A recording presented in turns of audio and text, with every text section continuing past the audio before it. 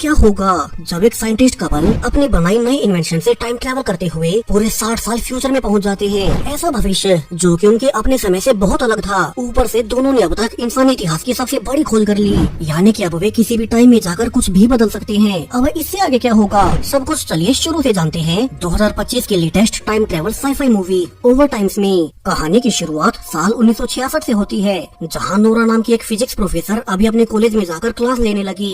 आज वो अपने क्लास में सबको वर्म होल्स के बारे में सिखाती है। कैसे उसने अपनी पर्सनल रिसर्च से पता कर लिया कि हर 30 साल के अंतराल में यूनिवर्स के स्पेस टाइम में वर्म होल्स क्रिएट होते हैं और हर 30 साल में बने ये वर्म होल्स बहुत थोड़े टाइम के लिए एक्टिव रहते हैं। यानी कि अगर वे खास मशीन बना ले तो वे इस छोटी सी विंडो के दौरान फ्यूचर या पास्ट कहीं भी टाइम ट्रैवल कर पाएंगे। दरअसल नोरा एक प्रोफेसर होने के साथ साथ वैज्ञानिक भी है। वो अभी अपने पति हेक्टर के साथ मिलकर अपने घर पर ही एक टाइम मशीन बनाने पर रिसर्च कर रही थी, इसलिए उसे वर्म होल्स और स्पेस टाइम की इतनी नॉलेज है। आज भी जब नोरा की क्लास खत्म हुई तो हर कोई उसकी इंटेलिजेंस को देख हैरान रह गया। उनमें जूलिया नाम की एक लड़की तो फ्री में ही नोरा की असिस्टेंट बनने का पूछती है, जिस पर कुछ देर सोचने के बाद नोरा ने हाँ कह दी। हालांकि अब चूंकि नोरा और उसके पति हेक्टर का टाइम ट्रेवल प्रोजेक्ट बहुत ज्यादा सीक्रेट है, तो नोरा ने उस सीक्रेट के बारे में जूलिया को कुछ नहीं बताया। वो अब क्लास के बाद बाहर जाकर वे सारे पार्ट्स कलेक्ट करने लगी जो कि उन्होंने सीक्रेटली दूसरे देशों से ऑर्डर किए थे, ताकि वे उनका इस्तेमाल कर अपने टाइम मशीन पूरी कर सकें। नोरा ने अब कॉलेज के बाद घर जाकर देखा कि हेक्टर तो सुबह से इस मशीन को इंजीनियर करने में लगा हुआ था, क्योंकि अभी साल 1966 में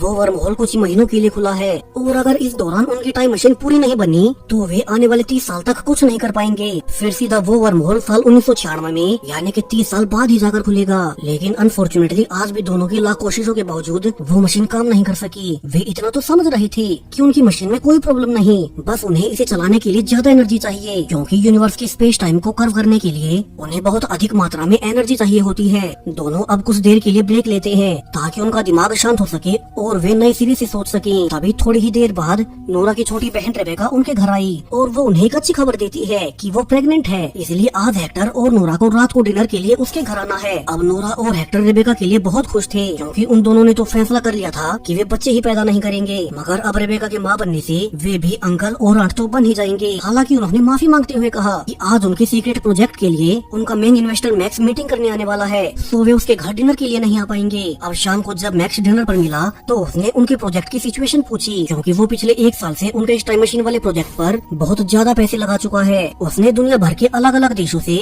बहुत सारे ऐसे पार्ट्स मंगवाए जो महंगे तो थे ही, साथ में पूरी दुनिया से इस प्रोजेक्ट को सीक्रेट रखने के लिए उसे सब कुछ कवर अप भी करना पड़ रहा है। अब हेक्टर और नोरा ने बताया कि वे अपनी ओर से पूरी कोशिश कर रहे हैं। उनकी मशीन लगभग तैयार भी हो गई, मगर सिर्फ एक आखिरी प्रॉब्लम एनर्जी सोर्स की आ रही है। तो मैक्स उन्हें आज थोड़े और पैसे दे दे ताकि वे अपनी मशीन के लिए बहुत ज्यादा बड़े एनर्जी जनरेटर्स खरीद पाएं। अब मैक्स भी जानता था कि अगर ये महीना निकल गया तो अगले 30 साल तक वो वर्म होल दिखाई भी नहीं देने वाला। सो उसने टाइम को देखते हुए हाँ कह दी, जिससे कि नोरा और हेक्टर बहुत खुश थे। अब अगले ही दिन जब उनके पास ज्यादा एनर्जी वाला सोर्स आ गया तो वे बहुत एक्साइटेड होकर अपनी मशीन को शुरू कर पहली बार फ्यूचर में जाने का फैसला करते हैं। हालांकि अभी वे टेस्ट करने के लिए सिर्फ 15 ही मिनट फ्यूचर में जाकर देखेंगे। और अब जैसे ही उन्होंने अपनी मशीन को ऑन किया तो इस बार वो बंद नहीं होती और वो तेजी से घूमते हुए स्पेस टाइम में कर्व पैदा करने लगती है। वे अपनी टाइम मशीन के साथ 1966 की अपनी लैब की टाइमलाइन से ही मिट गए और एक झटके से फ्यूचर में पहुंच गए, जहां भी इस जगह पर कुछ नहीं था। अब दोनों जल्दी से बाहर निकल कर देखते हैं कि यहाँ तो सब कुछ बदल चुका है। वे समझ गए कि फाइनली उनकी रिसर्च कामयाब हो गई। वे दोनों फ्यूचर में आ चुके हैं।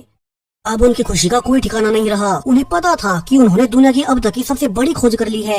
अब पास्ट, फ्यूचर या प्रेजेंट सब कुछ उनके हाथों में होगा। लेकिन तभी उन्हें याद आया कि उन्हें तो फ्यूचर में सिर्फ 15 मिनट ही आगे आना था, और अब आसपास का सब बदलने से ये तो क्लियर है कि वे 15 मिनट नहीं कुछ ज्यादा ही आगे आ गए। और तभी उनका ध्यान अपनी मशीन के ट्रांसमीटर पर जाता है, जो कि उनकी मशीन की सही लोकेशन और टाइम सेट किया करता था। वो अब इस समय यात्रा के दौरान पूरी तरह से बर्बाद हो गया, यानी कि इसी की वजह से वे गलती से कुछ ज्यादा ही फ्यूचर में आ गए। सो अब वे फैसला करते हैं कि वे पहले इस ट्रांसमीटर ठीक कर वापिस से अपने रियल समय में चले जाएंगे, क्योंकि अगर यहाँ फ्यूचर में किसी ने उनकी टाइम मशीन को देख लिया तो कहीं उनका आइडिया चोरी न हो जाए। दोनों अब जल्दी से अपनी टाइम मशीन को एक प्लास्टिक शीट से कवर कर आसपास की मार्केट में जाने लगते हैं, ये जानने के लिए कि वे फ्यूचर में कितना आगे आ गए। वे आगे जाकर देखते हैं कि अब इस समय में बहुत एडवांस गाड़ियाँ आ चुकी हैं। आसपास के ग्रोसरी स्टोर्स पूरी तरह से ऑटोमेटिक हो गए। सो दोनों जल्दी से न्यूज़पेपर लेकर आज की डेट देखने लगते हैं और वे ये जानकर हैरान रह गए कि अब तो साल 2026 चल रहा है, यानी कि वे पूरे 60 साल फ्यूचर में आ गए। उन्हें स्ट्राइक हुआ कि चूंकि वो वर्म होल हर 30 साल में एक बार खुलता है तो वे अपनी टाइम मशीन से 30 साल के अंतराल में आगे या पीछे जा सकते हैं, जैसे 1966, 1996, 2026 या 2056। और ऐसे ही 30 साल के अंतराल में वे पास्ट में जा पाएंगे। लेकिन अभी तो उन्हें अपने ट्रांसमीटर को ठीक कर पहले अपने रियल समय में वापस जाना होगा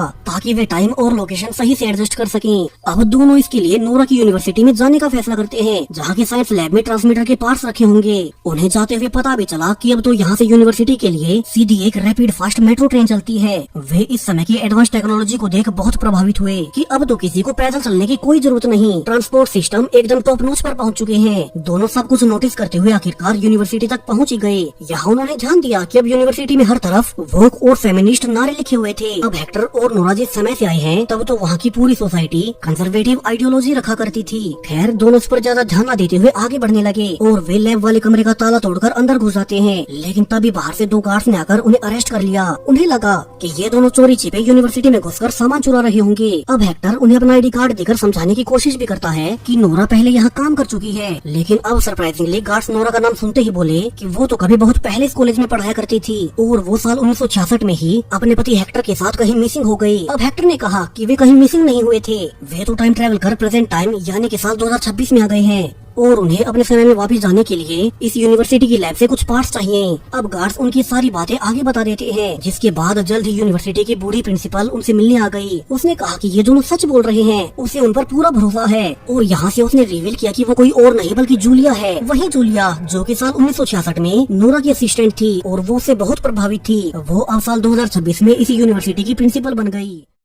उसके साथ एक यंग लड़की एमिली भी है। जूलिया ने बताया कि एमिली भी कोई और नहीं बल्कि नोरा की छोटी बहन रेबेका की नातिन है। अब उससे मिलकर नोरा बहुत खुश हुई। जिस समय से वे टाइम ट्रेवल कर इस फ्यूचर में आए हैं उसी दिन उसकी छोटी बहन रेबेका प्रेग्नेंट हुई थी। लेकिन एक ही दिन में नोरा के सामने उसकी बहन की नातिन खड़ी है, यानी कि रेबेका की बेटी की भी बेटी। अब जूलिया उन दोनों को पूरी हिस्ट्री बताने लगती है, कैसे असल में साल 1966 में हेक्टर और नोरा दोनों कहीं मिसिंग हो गए थे। पुलिस ने उन्हें हर ढूंढा मगर वे फिर कभी किसी को दिखाई नहीं दिए। तब बाकी दुनिया ने सोचा कि उनकी मौत हो गई होगी। लेकिन यंग जूलिया को नोरा के रिसर्च के बारे में शक हो गया था और उसे पूरा भरोसा था कि वे दोनों टाइम ट्रेवल कर किसी और समय में पहुंच गए होंगे, और ऐसा था भी। अब हेक्टर उसे सब बताता है कैसे वे अपनी टाइम मशीन से गलती से पूरे 60 साल फ्यूचर में आ चुके हैं, जबकि वे तो बस 15 ही मिनट फ्यूचर में जाकर देख रहे थे। वहीं जो हिस्ट्री उसने बताई कि वे तो कभी साल 1966 में वापस ही नहीं लौटे, यानी कि वे कभी यहाँ से वापस नहीं जा पाएंगे। उसने कहा कि उनकी टाइम मशीन का ट्रांसमीटर खराब हो चुका है। वहीं ऊपर से उस 30 साल वाले वर्म होल के बंद होने में अब सिर्फ कुछ ही हफ्ते बचे हैं। सो अगर उन्होंने इन्हीं हफ्तों के बीच अपना ट्रांसमीटर ठीक नहीं किया तो वे आने वाले 30 सालों तक यहीं फंसे रह जाएंगे।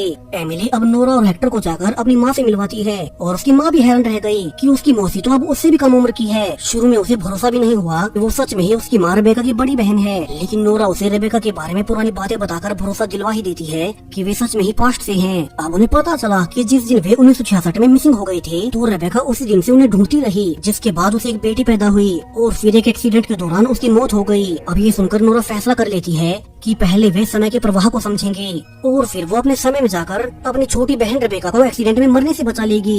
दोनों ही हेक्टर और नोरा अब अपने ट्रांसमीटर की रिसर्च के लिए एमिली के ही घर पर रहना शुरू कर देते हैं। साथ ही उन्होंने इस समय का लगने के लिए अपने पुराने कपड़े छोड़ इस समय के कपड़े भी पहन लिए। वहीं वे हर पल हैरान भी हुए जाती कि सिर्फ 60 सालों में दुनिया कितनी तरक्की कर गई, इतनी डेवलप्ड सिटीज, ऐसी सुविधाएं जो वे कभी अपने समय में सोच तक नहीं सकते। अब एक दिन आराम के बाद अगले ही दिन जूलिया ने सबको यूनिवर्सिटी में इकट्ठा कर लिया। यहाँ उसने यूनिवर्सिटी के कुछ प्रोफेसर्स को भी बुलाया जो कि हेक्टर और नोरा की मदद करेंगे ताकि वे अपना ट्रांसमीटर जल्द से जल्द ठीक कर सकें। अब हेक्टर और नोरा सबको ब्रीफ भी करते हैं कि अभी के लिए वे सब उनके टाइम मशीन के बारे में बाहर किसी को न बताएं, क्योंकि उनकी भी ये पहले ही समय यात्रा थी। उन्हें अभी खुद भी नहीं पता कि समय से छेड़छाड़ करने के अंजाम क्या हो सकते हैं। उन्हें यहाँ कर पता चला कि वे तो कभी 1966 में वापस ही नहीं लौटे। तो अभी के लिए उन्हें लगता है कि जब भी वे कुछ भी बदलेंगे तो एक ही टाइमलाइन में वे चेंजेस हर समय में होंगे। दोनों ने सबको उस वर्म होल के बारे में बताया जो कि कुछ ही हफ्तों के बाद बंद हो जाएगा और फिर सीधा 30 साल के बाद ही खुलेगा। तो फिर बेशक से वे कैसे भी टाइम मशीन बना लें, बिना वर्म होल के वे टाइम ट्रेवल नहीं कर सकते। यानी कि उन्हें जल्द से जल्द उनके ट्रांसमीटर को ठीक करना होगा और फिर वे पास्ट में जाकर टाइमलाइन को फिर से चेंज कर देंगे, तभी कुछ कंफर्म हो पाएगा कि यूनिवर्स का स्पेस टाइम काम कैसे करता है। अब सभी हेक्टर और नोरा को यूनिवर्सिटी की लैब का एक्सेस दे देते हैं जहाँ की वे उनकी टाइम मशीन भी उठा लाए और यहीं से वे रिसर्च कर ट्रांसमीटर को ठीक करने की कोशिश करेंगे। हेक्टर और नोरा को ये जानकर भी हैरानी हुई कि अब इंटरनेट के होने से लोगों को इन्फॉर्मेशन लेने के लिए कहीं फिजिकली नहीं जाना पड़ता, वे घर बैठे कुछ भी सीख सकते हैं। दोनों आने वाले 2 दिनों तक अपनी मशीन को रिपेयर करने में लगे रहे लेकिन अनफॉर्चुनेटली वो मशीन चालू ही नहीं हुई। दोनों बहुत हैरान थे कि 1966 में तो ट्रांसमीटर बिल्कुल सही काम कर रहा था, तो अब जब उन्होंने उसके सारे पार्ट्स बदल दिए, बल्कि उन्होंने उसमें अपग्रेडेड पार्ट्स लगा दिए, तो भी उनकी मशीन काम क्यों नहीं कर रही। अब दोनों को ऐसे परेशान देख एमिली उन्हें कुछ देर रेस्ट करने को कहती है, क्योंकि वे पिछले 2 दिन से कहीं बाहर भी नहीं निकले और उनके लगातार काम करने से उनकी हेल्थ खराब होती जा रही थी। तो एमिली ने कहा कि वो आज एक पार्टी में जा रही है, तो क्यों न वे दोनों भी उसके साथ चलकर आज के समय की पार्टी को एंजॉय करें। फिर वे कल सुबह एक फ्रेश माइंड के साथ आएंगे। दोनों इसके लिए मान गए, क्योंकि वे भी वापस अपने समय में जाने से पहले इस फ्यूचर की दुनिया को ज्यादा से ज्यादा देखना चाहते थे। अब हेक्टर और नोरा ने पार्टी में जाकर देखा कि कैसे टीनेजर्स बहुत कम उम्र से ही ड्रिंक करना शुरू कर देते हैं। उनके पास वर्चुअल रियलिटी जैसी तमाम सुविधाएं हैं, मगर वे उनका इस्तेमाल सिर्फ एंजॉयमेंट के लिए ही कर रहे हैं। हेक्टर ने नोरा से कहा कि उनके टाइम में तो ये उम्र ज्यादा से ज्यादा काम करने की है और नया सीखने की होती है। हालांकि नोरा का मानना कुछ और ही था, क्योंकि उनके समय में औरतों को इतनी आजादी नहीं होती, तो उसे इस फ्यूचर के कल्चर से कोई दिक्कत नहीं। अब आने वाले कुछ दिनों में हेक्टर तो अपनी टाइम मशीन को रिपेयर करने में लगा रहता, जबकि नोरा अक्सर अपने काम को जल्दी खत्म कर एमिली के साथ बाहर घूमने निकल जाती। उसे धीरे धीरे ये समय ज्यादा पसंद आने लगा और वो एक रात हेक्टर के सामने इस समय के कपड़े पहन कर आ जाती है। हालांकि इसे देख हेक्टर को अच्छा नहीं लगता। उसका मानना था कि बेशक से इस समय में ये सब नॉर्मल हो, मगर उन्हें ये करने की जरूरत नहीं। हर एक समय की अपनी खासियत होती है। उनके समय में जब इंसानों के पास इतनी सुविधाएं नहीं थी, तो वे कुछ भी नया सीखने और नया इन्वेंट करने के लिए ज्यादा समय लगाते थे। और आज जब बच्चों के पास सारी सुविधाएं हैं, वे इंटरनेट से कुछ भी सीख सकते हैं, तो वे सोशल मीडिया और गेमिंग के चलते अपना कीमती समय बर्बाद करने लगे। इसीलिए उसे ये समय बिल्कुल पसंद नहीं। हालांकि नोरा का मानना कुछ और ही था और दोनों के विचार एक दूसरे से अलग होते हुए वे धीरे धीरे दूर होने लगते हैं। यहाँ नोरा का मानना है कि उनके समय में औरतों की कोई फ्री विल नहीं होती, लेकिन अब के समय में वो जो चाहे वो कर सकती है। उसे तो अब ये भी लगता है कि हेक्टर और उसे इसी समय में रुक जाना चाहिए। और जब उसने एक रात यही बात हेक्टर को बताई, तो वो भड़क उठता है। उसे पहले से ही ये कल्चर पसंद नहीं, और अब तो नोरा के मुंह से ये सुनने के बाद उसे लगने लगा कि नोरा जानबूझकर उनकी मशीन को ठीक नहीं कर रही, ताकि वर्महोल के खुलने का समय खत्म हो जाए और उन्हें आने वाले 30 सालों तक यहीं रुकना पड़े। जबकि नोरा तो अब इस टाइम में आने के बाद खुद को फ्री समझने लगी और इसी बात को लेकर हेक्टर से लड़ाई होने के बाद वो उससे अलग रूम में रहने लगती है। हालांकि वे अभी साथ मिलकर उसी मशीन पर काम कर रहे थे, लेकिन फिर भी उनकी लाख कोशिशों के बावजूद उनकी मशीन काम नहीं करती। हेक्टर तो बिल्कुल समझ नहीं पाता कि जब वे फ्यूचर में आए थे तो वे एक सिंपल से ट्रांसमीटर से आ गए, लेकिन अब वे वापस नहीं जा पा रहे। वो इस बारे में नोरा से बात भी करता है, लेकिन नोरा तो अब मन बना चुकी थी कि उन्हें यहीं रुक जाना चाहिए। और इसके बाद वो हेक्टर को अकेला ही छोड़कर खुद बाहर एक इवेंट में भाग लेने चली गई। एक साथ तो अब वे वैसे ही नहीं रहते। और अब धीरे धीरे कल का आखिरी दिन था जब वो वर्महोल अगले 30 सालों के लिए बंद हो जाएगा। तो जब अगले दिन नोरा फिर से लैब में पहुंची, तो उसने देखा कि अब सरप्राइजिंगली यहाँ वो टाइम मशीन और हेक्टर दोनों ही नहीं थे। उसने देखा कि यहाँ तो हेक्टर ने उसके लिए एक नोट छोड़ रखा है। उसमें हेक्टर ने लिखा था कि उसने फाइनली कल पूरी रात रिसर्च करने के बाद पता कर ही लिया कि क्यों उनकी टाइम मशीन इस समय में आकर काम नहीं कर रही थी। दरअसल जब वे साल 1966 में टाइम ट्रेवल कर रहे थे, तब उस समय में फोन या इंटरनेट के सिग्नल्स तो हुआ ही नहीं करते थे। इसीलिए उस समय उनकी मशीन का सिंपल सा ट्रांसमीटर बहुत आसानी से काम कर गया। लेकिन अब साल 2026 में बहुत सारी एडवांस टेक्नोलॉजी आ चुकी है। पूरी दुनिया इंटरनेट, सेल फोन इत्यादि का इस्तेमाल करते हैं। तो इसी कारण इस समय में इतनी ज्यादा सिग्नल्स होने से उनका ट्रांसमीटर स्पेस टाइम में लोकेशन मैप नहीं कर पा रहा था। और जब उसने यही नोटिस कर एक सिग्नल जैमर का इस्तेमाल किया, तो फाइनली उनकी टाइम मशीन काम कर गई, क्योंकि उनके ट्रांसमीटर को सिर्फ खाली स्पेस चाहिए था, जहाँ की इस मशीन के अलावा और कोई सिग्नल ना हो। नोरा ने आगे पढ़ा कि हेक्टर ने फाइनली आज के आखिरी दिन, जब वो वर्महोल बंद होने वाला था, तो उसने मशीन को फिर से चालू कर ही लिया। लेकिन जब वो नोरा को इसके बारे में बताने के लिए फोन कर ही रहा था, कि उसे रियलाइज हुआ कि नोरा तो अब इस समय से जाना ही नहीं चाहती। यहाँ इस टाइम में आने के बाद उनमें बहुत दूरी आ गई। सो उसने नोरा की खुशी के खातिर फैसला कर लिया कि वो उसे यहीं इसी समय में छोड़कर खुद अकेला अपने रियल टाइम में वापस चला जाएगा। उसे अपना ही समय पसंद था, जबकि नोरा को अगर यहाँ खुशी मिले तो वो यहाँ खुश रहे। और हेक्टर उसे ये आखिरी नोट लिखकर टाइम मशीन को शुरू कर वापिस से अपने साल 1966 में चला गया। अब ये सुनकर नोरा को बहुत दुख होता है। वो यहाँ रहना तो चाहती थी, मगर उसने कभी ये नहीं सोचा कि उसे यहाँ अकेला रहना पड़ेगा। उसे अब अपने पुराने दिन याद आने लगे, जब वो हेक्टर के साथ इस नई दुनिया को एक्सप्लोर कर रही थी।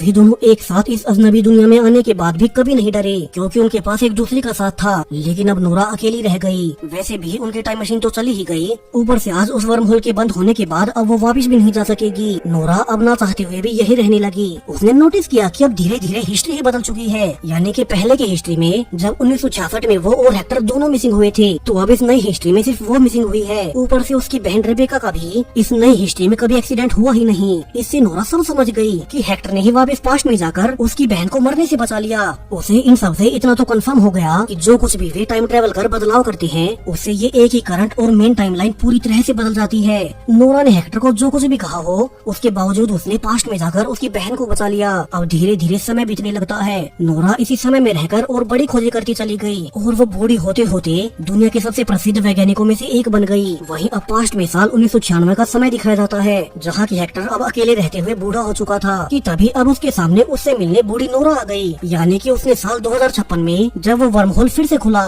तो उसने अपनी नई टाइम मशीन से साल 1966 में टाइम ट्रेवल किया ताकि वो अपने पति हेक्टर के पास फिर से जा सके। दोनों अब एक दूसरे को देख बहुत खुश होते हैं। वे पूरे 30 साल के बाद मिल